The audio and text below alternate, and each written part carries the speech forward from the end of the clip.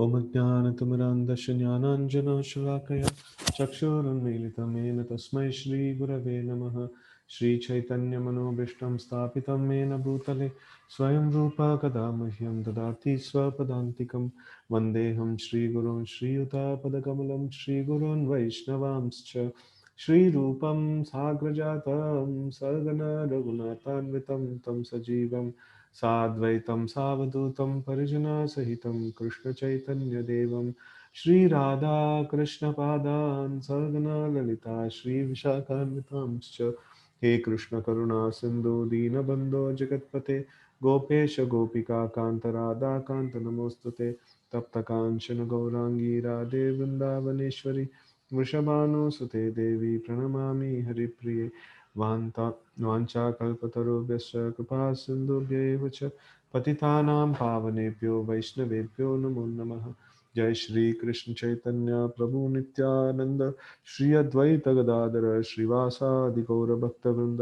Hare Krishna Krishna Krishna Hare Hare Hare Ram Ram Ram Hare Hare. Hare Krishna. So we are reading text number 9 of this divine and demoniac chapter. Etam trishtim avastabhya नष्टात्मानो अल्पबुद्धयः प्रभवन्त्युग्रकर्माणः कषया जगतो हिताः. Following such conclusions, the demoniac, who are lost to themselves and who have no intelligence, engage in unbeneficial, horrible works meant to destroy the world. Right. So here we had studied in the last shloka that how this demons, they think that this world is meant only for the purpose of sense gratification, and there is no creator like that. So it is primarily based on the objective of sense gratification. That's their opinion of this world. And with that kind of this one, so what do? So they have no intelligence, they engage alpameda, and they engage in unbeneficial, horrible works which are meant to destroy the world. So now we see that all the inventions that the modern world has come up with, and we have the problem of pollution, we have the problem of plastic, we have so many problems that is coming up, and which is destructing the society, right? So this is the advancement of materialistic civilization, or demoniac civilization. Purport: the demoniac are engaged in activities that will lead the world to destruction. The Lord states here that they are less intelligent. The materialists who have no concept of God think that they are advancing. But according to Bhagavad Gita, they are unintelligent and devoid of all sense. They try to enjoy this material world to the utmost limit, and therefore always engage in intervening something for sense gratification. Such materialistic inventions are considered to be advancement of human civilization, but the result is that people grow more and more violent and more cruel, cruel to animals and cruel to other human beings. They have no idea how to behave towards another animal. How to behave towards another. Animal killing is very prominent amongst demoniac people. Such people are considered the enemies of the world because ultimately they will invent or create something which will bring destruction to all. Indirectly, this verse anticipates the invention of nuclear weapons, of which the whole world is today very proud. At any moment, war may take place, and these atomic weapons may create havoc. Such things are created solely for the destruction of the world, and this is indicated here. Due to godlessness, such weapons are invented in human society. They are not meant for the peace and prosperity of the world. Right? So here we see that the demoniac's work is mentioned. So they are completely, they do this unbeneficial work, and all their work finally it actually ends up in destruction. So ends up in creating some kind of destruction for the human society. So, and specifically, like here, Prabhupada also is mentioning about animal killing. Animal killing, cruel to other animals, cruel to other human beings. That's how the demoniac civilization is. People find it very difficult to live in such a kind of an environment. More and more it's becoming uncomfortable for people to live in terms of the taxations, or in terms of the environment, in terms of um, you know like trustability amongst people and things like that. So it's more and more getting worst because the world is progressing in the demonic line. Okay, text 10. Kamam ashritya dushpuram dambamana madanvitaha mohad grihitva grahan pravartante suchivrata. Taking shelter of insatiable lust and absorbed in conceit of pride and false prestige, the demoniac, thus illusioned, are always sworn to unclean work, attracted by the impermanent. Purport. The demoniac mentality is described here. The demons have no satiation for their lust. They will go on increasing and increasing their insatiable desires for material enjoyment. Although they are always full of anxieties on account of accepting non permanent things, they still continue to engage in such activities out of illusion. They have no knowledge and cannot tell that they are heading the wrong way. Accepting non-permanent things, such demoniac people create their own god, create their own hymns, and chant accordingly. Right. So now we have our what is that? Various anthems, various. We have national anthem and things like that and all. So before this territory was formed, now there is another kind of this one. So now a smaller state will form, a smaller country will form, and then more and more different kinds of countries will form, and people will create this kind of their own stuti, their own glorification, or their own personalities and things like that, right? So in this way, we see that they create their own hymns and they chant those hymns, giving up the chanting of the names of the Lord. So they will bring about some different personalities, which is self-created personalities, and then they will put jai jai for that, all those things. So that's something like it is mentioned here. So this is the way the demoniac structure is. So they keep creating their own gods or godlike imageries, and then they will construct hymns for them and they'll chant. So that's a demoniac tendency. Okay. The result is that they become more and more attracted to two things: sex enjoyment and accumulation of material wealth. The word asuchi vrataha, unclean vows, is very significant in this connection. Such demoniac people are only attracted by wine, women, gambling, and meat eating. Those are their asuchi, unclean habits. No, suchi means clean and asuchi means unclean, right? So, induced by pride and false prestige, they create some principles of religion which are not approved by Vedic injunctions. Although such demoniac people are most abominable in the world, by artificial means, the world creates a false honor for them. Although they are gliding towards hell, they consider themselves very much advanced. Okay, so text 11 and 12. Chintam aparimeyam cha प्रलयान्ताम् उपाश्रिताः कामोपभोग परमा एतावत् इति निश्चिताः आशभाष शतैर्बद्धाः कामक्रोधपरायणाः ईहन्ते कामभोगार्थम् अन्यायेनार्थ संचयान्. They believe that to gratify the senses is the prime necessity of human civilization. Thus, until the end of life, their anxiety is immeasurable. Bound by a network of hundreds of thousands of desires and absorbed in lust and anger, they secure money by illegal means for sense gratification. Purport. The demoniac accept that the enjoyment of the senses is the ultimate goal of life, and this concept they maintain until death.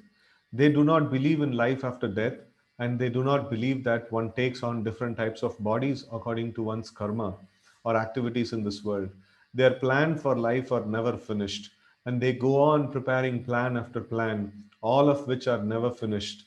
We have personal experience of a person of such demoniac mentality who, even at the point of death, was requesting the physician to prolong his life for 4 years more because his plans were not yet complete. Such foolish people do not know that a physician cannot prolong life even for a moment. When the notice is there, there is no consideration of man's desire. The law of nature do not allow a second beyond one is destined to enjoy.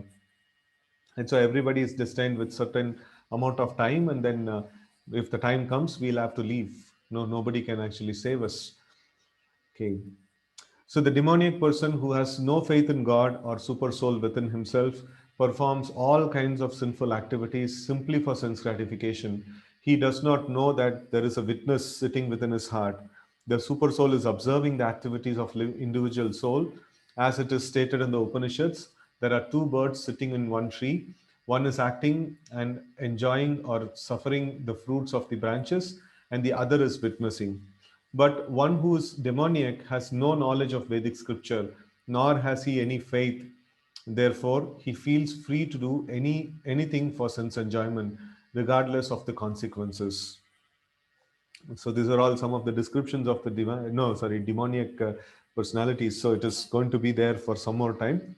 So anyway, all of you are divine people. So just that we have to get to know from about the demoniac from the Lord.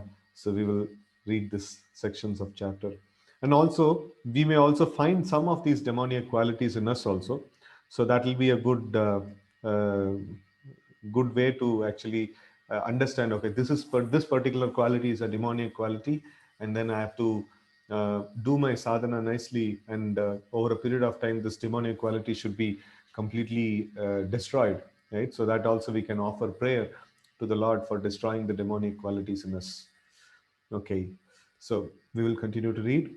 Idamadyamaha imam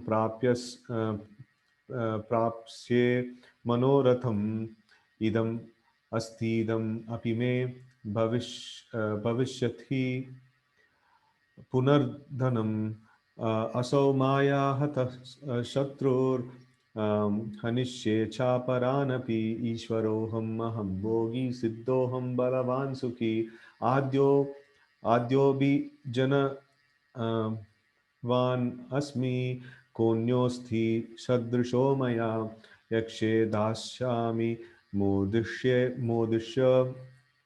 इति अज्ञान विमोहिताः. The demoniac persons think, so much wealth do I have today, and I will gain more according to my schemes. So much is mine now, and it will increase in the future more and more. He is my enemy, and I have killed him, and my other enemies will also be killed. I am the Lord of everything. I am the enjoyer. I am perfect, powerful, and happy. I am the richest man surrounded by aristocratic relatives. There is none so powerful and happy as I am. I shall perform sacrifices, I shall give some charity, and thus I shall rejoice. In this way, such persons are deluded by ignorance. Now, this is the this is all statements like this is the thought process of a demoniac person, right? So, just trying to increase their material possessions and eliminate the enemies, and then like be the powerful or the richest or the most powerful person. So this is the way the demoniac work. And no, they also sometimes do some sacrifices and charity, just for name and fame, so that people will recognize how great a person he is and things like that. So for that sake they will do that, and then they will rejoice in that way, or they think to rejoice in that way. Okay, text 16. Aneka chitta vibhranta moha jala samavritah prashaktaha kama bhogeshu patanti narakesu chau. Thus, perplexed by various anxieties and bound by a network of illusions, they become too strongly attached to sense enjoyment and fall down into hell. Purport: the demoniac man knows no limit to his desire to acquire money. That is unlimited. He thinks only of how much assessment he has just now, and schemes to engage that stock of wealth further and further. For that reason, he does not hesitate to act in any sinful way, and so deals in black market for illegal gratification. He is enamored by the possessions he has already, such as land, family, house, and bank balance, and he is planning to improve them. He believes in his own strength, and he does not know that whatever he is gaining is due to his past good deeds. He is given an opportunity to accumulate such things, but he has no conception of past causes. He simply thinks that all his mass of wealth is due to his own endeavor. A demoniac person believes in the strength of his personal work, not in the law of karma. According to the law of karma, a man takes his birth in a high family or becomes rich, a very well educated, or very beautiful because of good work in the past. The demoniac think that all these things are accidental and due to the strength of one's personal ability. They do not they do not sense any arrangement behind the varieties of people, beauty, and education.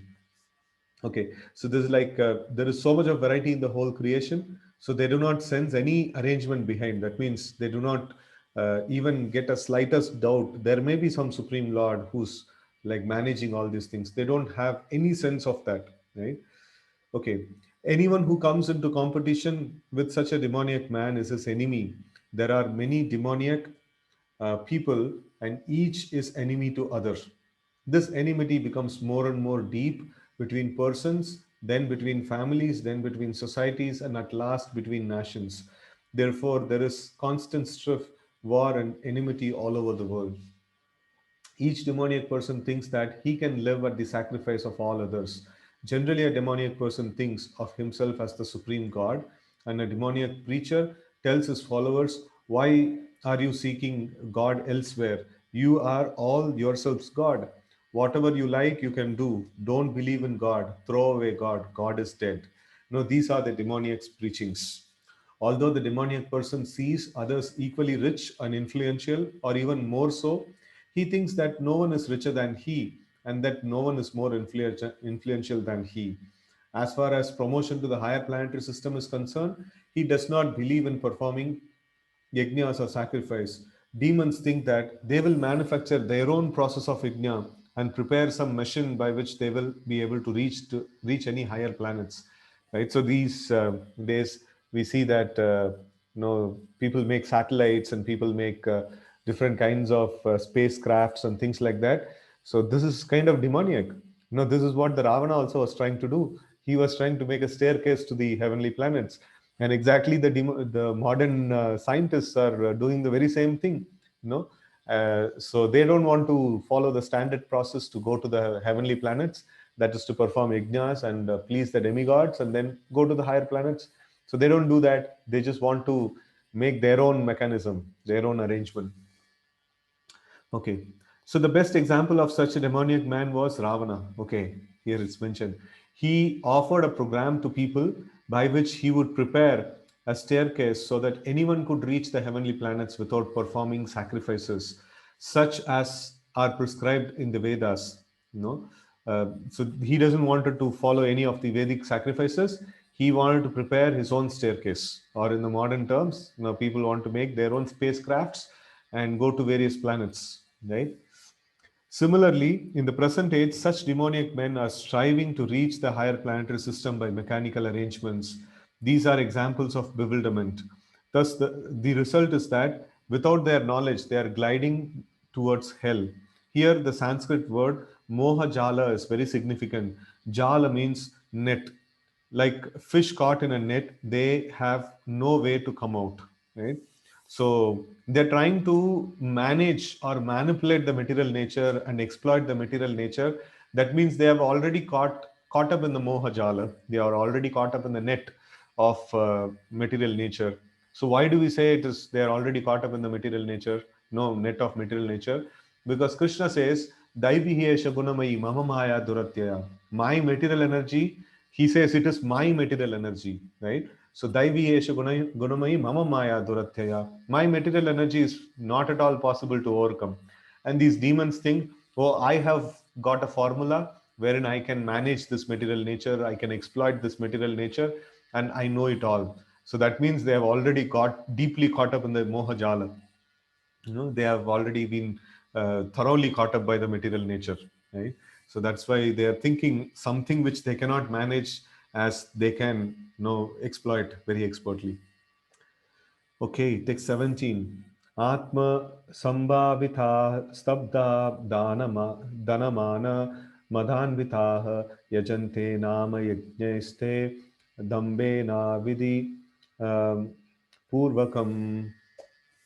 Self-complacent and always impudent, deluded by wealth and false prestige, they sometimes proudly perform sacrifices in name only, without following any rules or regulations. Purport. Thinking themselves all in all, not caring for any authority or scripture, the demoniacs sometimes perform so called religious or sacrificial rites. And since they do not believe in authority, they are very impudent. This is due to illusion caused by accumulating some wealth and false prestige.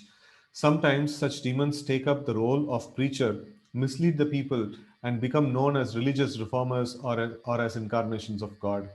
So now these days we have so many wonderful gurus, sadgurus and things like that. So these people they say that no, what's the need of reading Bhagavad Gita?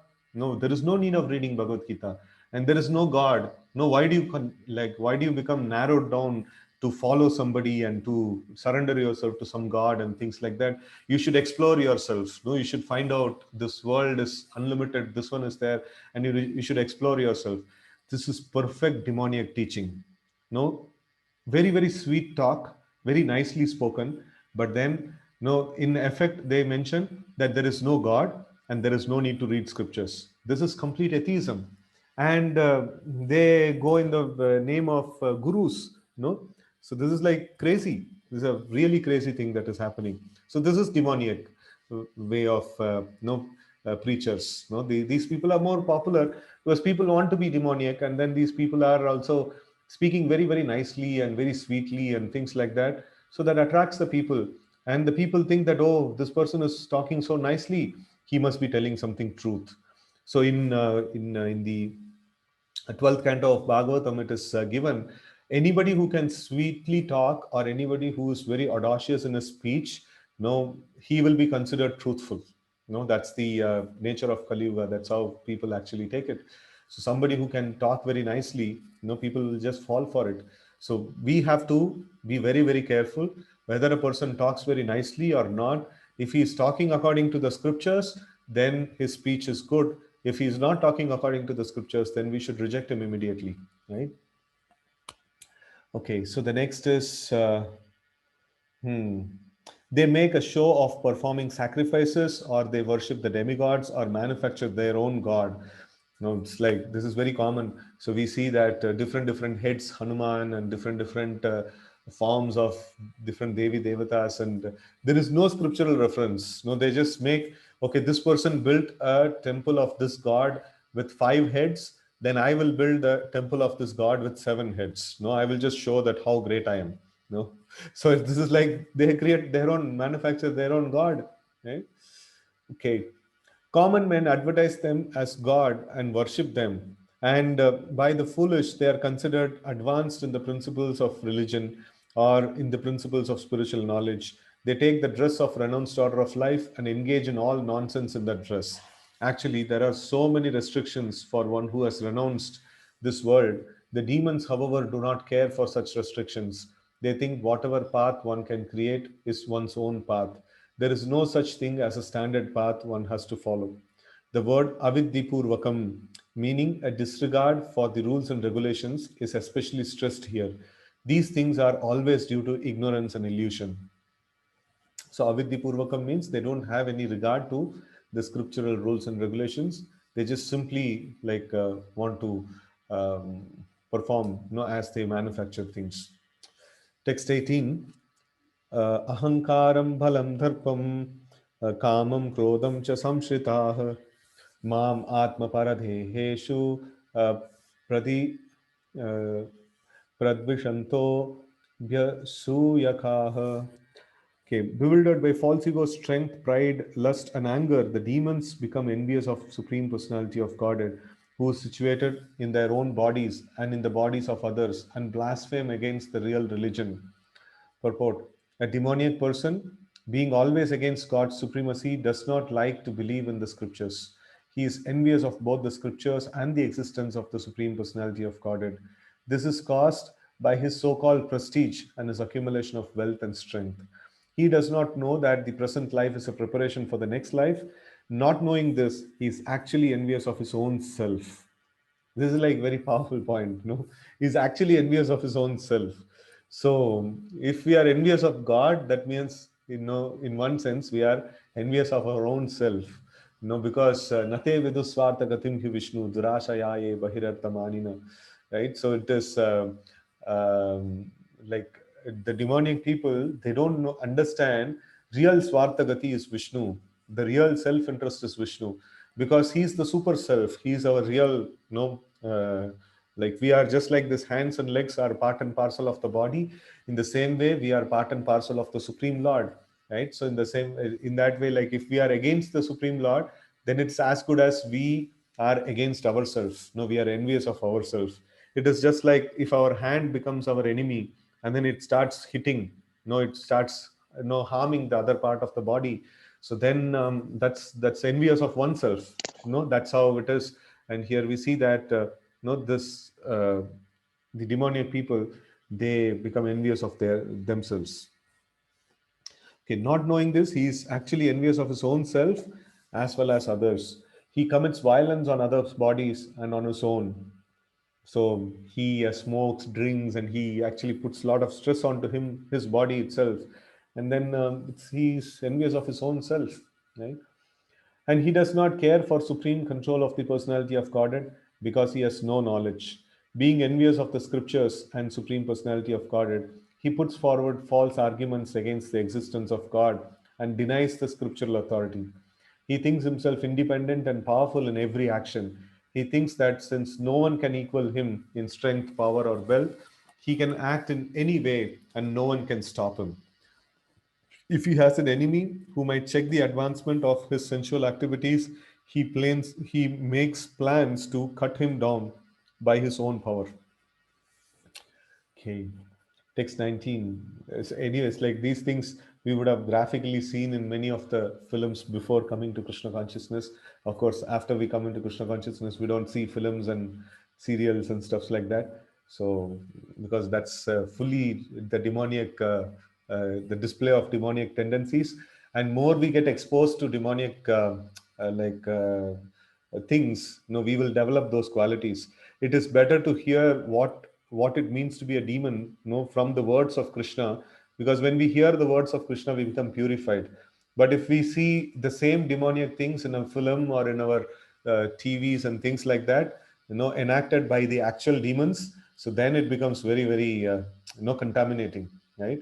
So we will become demons, like more so in Kali Yuga means like we are almost, there. So, but we will actually become also. So in that way, like we should try to avoid to see them, and then better learn about the demonic qualities from the words of Krishna himself. Okay, text 19.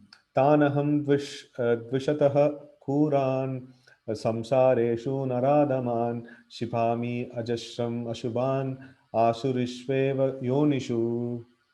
Those who are envious and mischievous, who are the lowest among men, I perpetually cast into the ocean of material existence, into various demonic species of life. Okay, so this is something which is little, not even, uh, I felt a little difficult to kind of uh, grasp in the beginning. So the Lord is kind of a very, very merciful person. And why does he say that he is going to put all these demoniac people again and again and again into no demoniac species of life? Right. So this is something that like it was very difficult for me to conceive. So how can the Lord be called a merciful person if he is doing this? So the answer is that the demoniac people, they are the tendencies that they have cultivated. It is very difficult for them to wash it off. The only way they can actually, like anyone can get out of this material world, is that if they can appreciate a devotee, or if they can render service to the devotee, Shushruto Shraddhadanasya Vasudeva Katharuchi Shan Mahat Sevaya Vipra Punya Tirtha Nishevana. So if they can render some service to the devotee, so then they will be able to get some taste for hearing about the message of Krishna. And once they start hearing regularly, then all that is troublesome to the heart is almost completely destroyed. So this is the path for purification. but this demoniac are against the devotees and they're going to create harm to the devotees. And that is why Krishna very expertly puts them in the demoniac species of life, and then he makes sure that they are not mixing with the devotees. Because if they mix with the devotees, they will offend them, and if they offend them, their uh, purification will take a lot of time. Better to have them in the demoniac species of life, their lust will increase, and once the lust increases, they get into more duller and duller and duller species of life, going up till the species of tree. And then again, when they come back in the evolution, they have a chance for getting in touch with some nice devotees, right? So it is better to go in that way than they get association of devotees right away. So it becomes more hostile for the devotees, and then it becomes very damaging for these demoniac people also. They are going back to the spiritual world, become even more rare and even more distant a dream. So that's why Krishna, actually, this is also a mercy of Krishna to cast these demoniac people again and again into the various demoniac species of life. Okay, let's see the purport. In this verse, it is clearly indicated that the placing of a particular individual soul in a particular body is the prerogative of the supreme will. No, karmana daiva netrena, right? So it is only by the this one supervision and also personal arrangement of the supreme will. So the placing of different souls in different bodies is happening. So whoever comes in our family, or whoever is, basically comes in our family, it's not just a random choice. It's the it's based on their karma. It's based on our karma. So it is actually, these are happening. Okay, the demoniac person may not agree to accept the supremacy of the Lord, and it is a fact that he may act according to his own whims, but his next birth will depend upon the decision of the Supreme Personality of Godhead and not on himself. In the Srimad Bhagavatam third canto, it is stated that an individual soul after his death is put in the womb of a mother where he gets a particular type of body under the supervision of superior power. Therefore, in the material existence, we find so many species of life, animals, insects, man, and so on.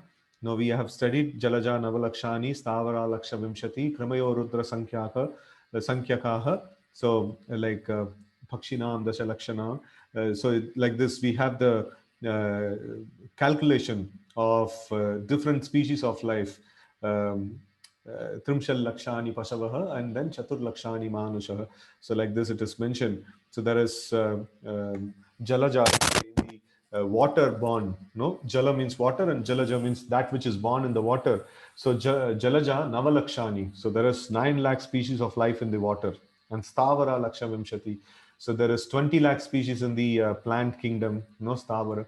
And then, like this whole description of the numbers is given, and this we find the total tally as 84 lakh species of life. So we find so many species of life because so many different kinds of desires the living entity have, and according to that a different kind of species is being made by the Lord.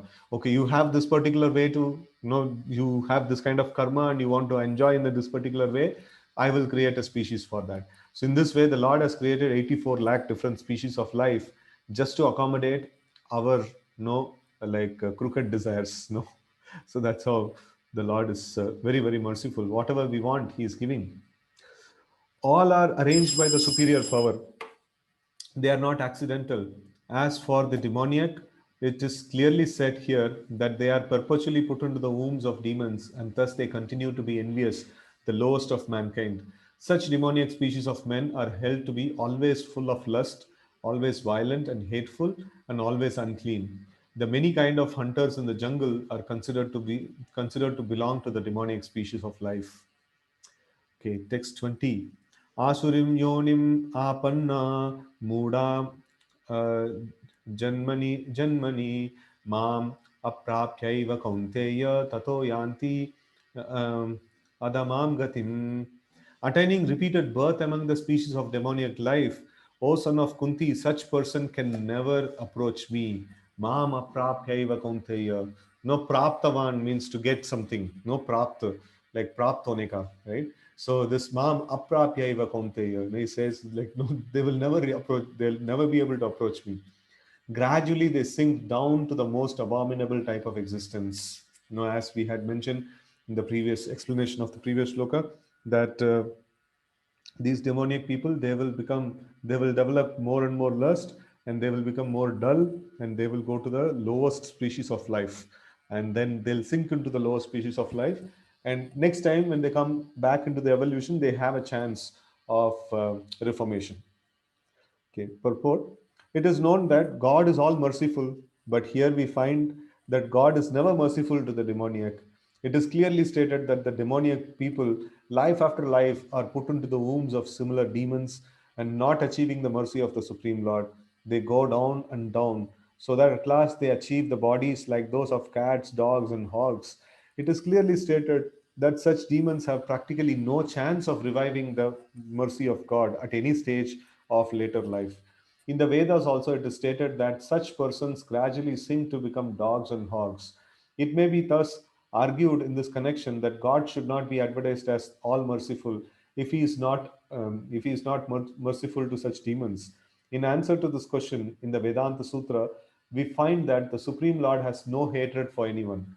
The placing of asuras, the demons in the lowest status of life, is simply another feature of his mercy. Sometimes the asuras are killed by the Supreme Lord, but this killing is also good for them. For in the Vedic literature, we find that anyone who is killed by the Supreme Lord becomes liberated.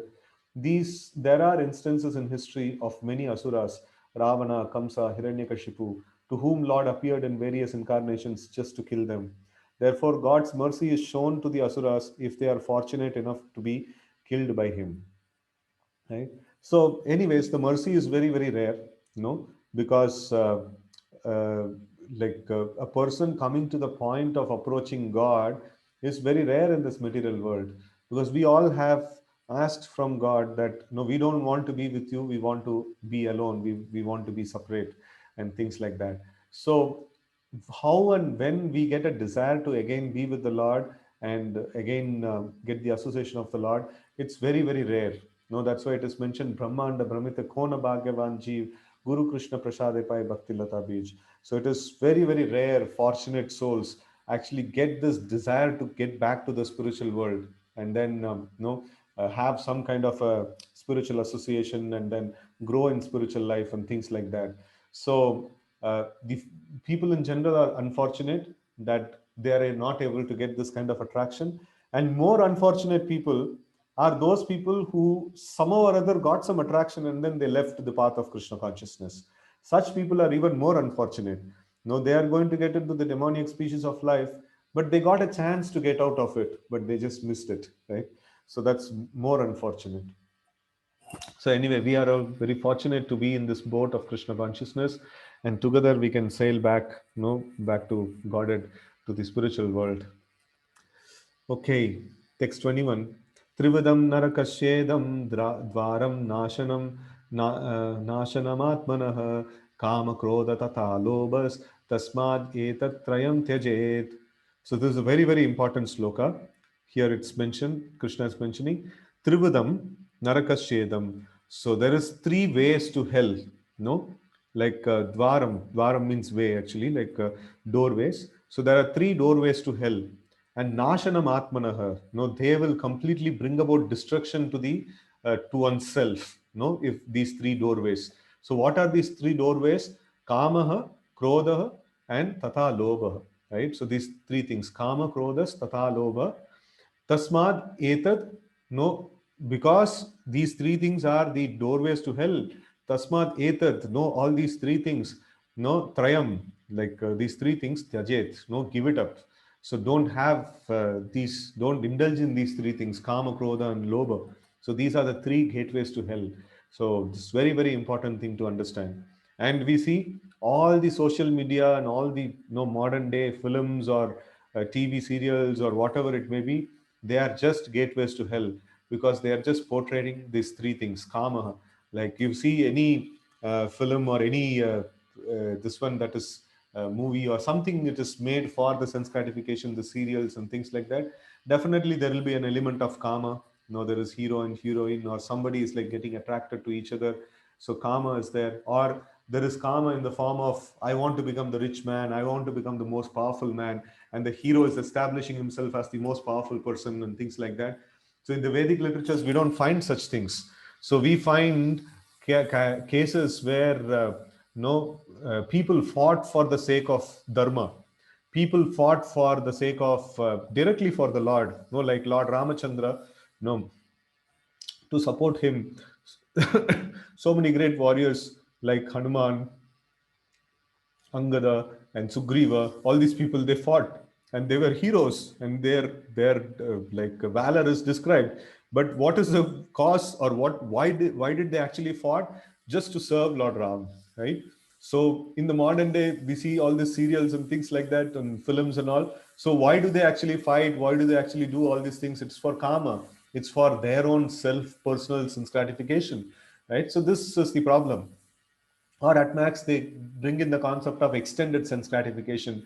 I'm working for my society. I want to provide the sense gratification for all of my society and things like that. So this is also karma, right? So karma and krodha. So without fight, without anger and things like that, nothing sells. No. So that is there. And then lobha. Lobha means intense greed to attain material sense gratification. So these are the three gateways to hell, right? Okay, translation. There are three gates leading to this hell: lust, anger, and greed. Every sane man should give these up, for they lead to degradation of the soul. Purport. The beginning of demoniac life is described herein. One tries to satisfy his lust, and when he cannot, anger and greed arises. A sane man who does not want to glide down to the species of demoniac life must try to give up these three enemies, which can kill the self to such an extent that there will be no possibility of liberation from this material entanglement. Right? So this is how the materialistic people, like the demoniac life actually starts in this way. Getting exposed to the lust, anger, and greed. And in Kali Yuga, it is very, very easy to start, very, very easy to become a demon, because this gateways to become demon, or gateways to the hell, is very nicely provided at every sphere of, every billboard talks about it, every social media talks about it. Every every loud voice in this world talks about it, right? So it is very, very easy for anybody to get to this position. Okay, so hmm, a sane man who does not want to glide down into the species of demoniac life must try to give up these three enemies. This is a very, very important instruction that Krishna is giving us. So, which can kill the self to such an extent that there will be no possibility of liberation from the material entanglement. So, this is direct enemy of our Krishna conscious practice. So we should try to avoid these things. Text 22. Eter vimukta kaunteya tamo dvaraistribirnarah acharatyatmanah shreyas tato yati param gatim. The man who has escaped these three gates of hell, O son of Kunti, performs acts conductive to self-realization and thus gradually attains the supreme destination. Okay. Purport. One should be very careful of these three enemies of life: lust, anger, and greed. And the more a person is freed from lust, anger, and greed, the more his existence becomes pure. Then he can follow the rules and regulations enjoined in the Vedic literature. By following the regulative principles of human life, one gradually raises himself to the platform of spiritual realization. If one is so fortunate by such practice to rise to the platform of Krishna consciousness, then success is guaranteed for him. In the Vedic literature, the ways of action and reaction are prescribed to enable one to come to the stage of purification. The whole method is based on giving up lust, greed, and anger. So now it's very nicely mentioned. Contamination means lust, greed, and anger, and whole of Vedic literature is meant for purification, and that is achieved by giving up lust, greed, and anger. Right. So this is the dirt that we have: lust, greed, and anger. So if we, by giving it up and by following the Krishna conscious principles, so we will become pure. Okay, by cultivating knowledge of this process, one can be elevated to the highest position of self-realization. This self-realization is perfected in devotional service. In that devotional service, the liberation of conditioned soul is guaranteed. Therefore, according to the Vedic system, there are instituted according to the Vedic system, there are instituted the four orders of life and four statuses of life called the caste system and the spiritual order system. No, caste system means the varana. So Brahmana, Kshatriya, Vaishya, and Shudra, based on their guna and karma, not based on birth. And then the like the brahmacharya, grahastha, vanaprastha, and sannyas. That is four statuses of life, spiritual orders of life.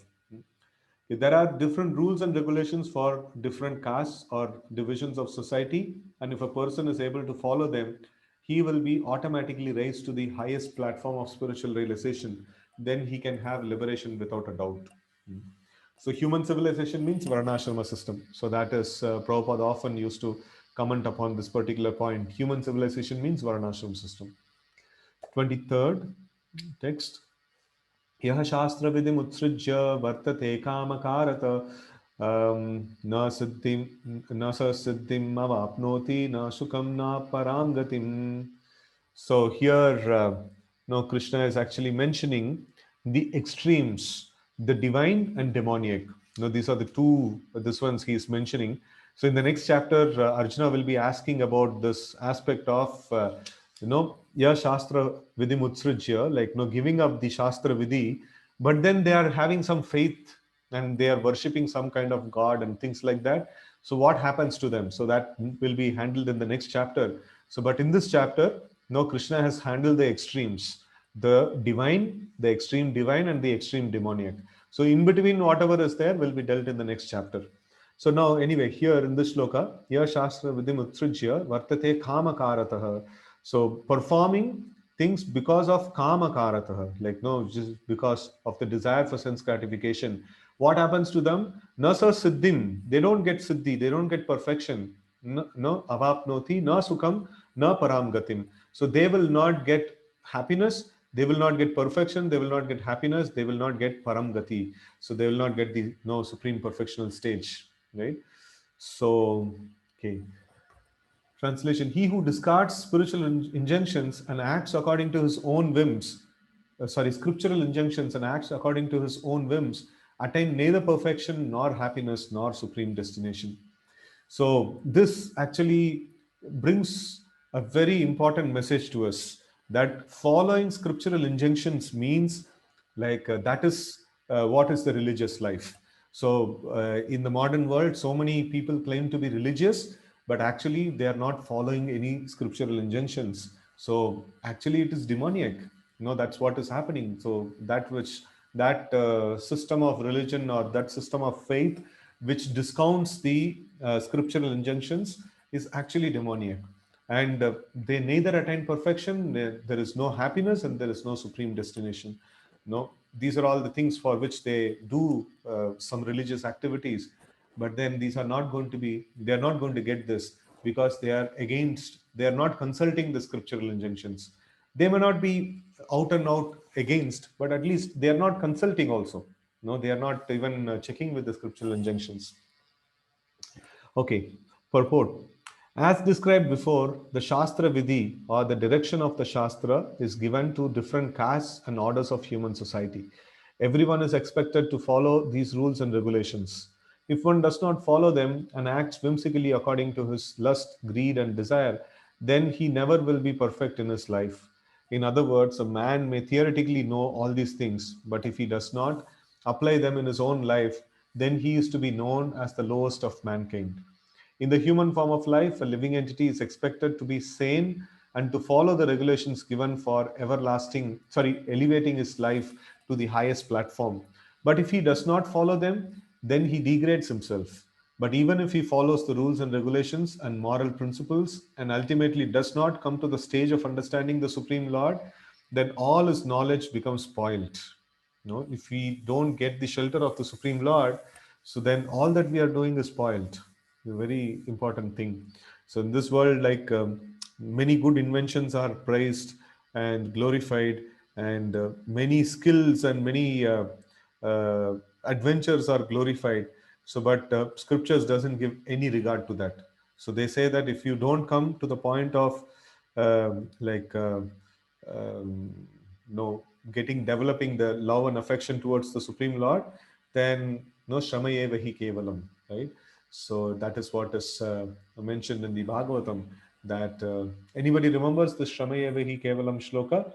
Um, Atha Pumbit Vijayashrestha Varanashma Vibhasha Swanishta. No, Samsiddha Haritoshanam, that is different. Anybody remember the Shramaya Vahi Kevalam shloka?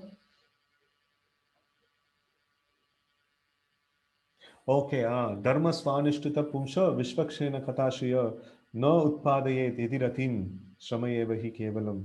Dharma Swa Anishtita, no, if we follow the Dharma and then Pumsam, the human beings, for all of us. So Dharma Swanishtita Pumsha Vishvakshena Katashaya. So after following the Dharma, Vishvakshena means the Supreme Lord, no, his Katha, no, the glories of the Supreme Lord.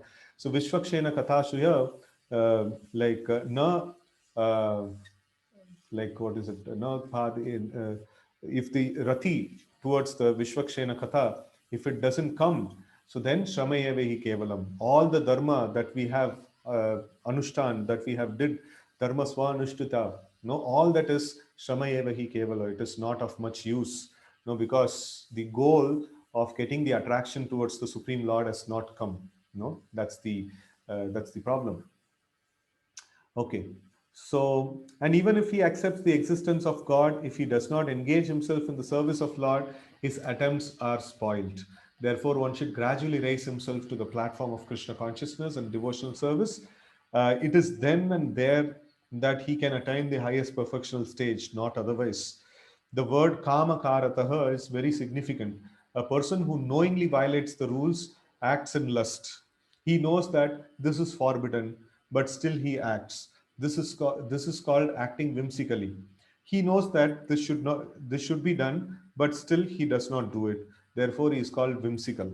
Such persons are destined to be condemned by the Supreme Lord. Such persons cannot have perfection, which is meant for human life. The human life is especially meant for purifying one's existence, and who does not follow the rules and regulations cannot purify himself, nor can he attain the real stage of happiness. Okay, so the next shloka is a little long, so we will do it tomorrow.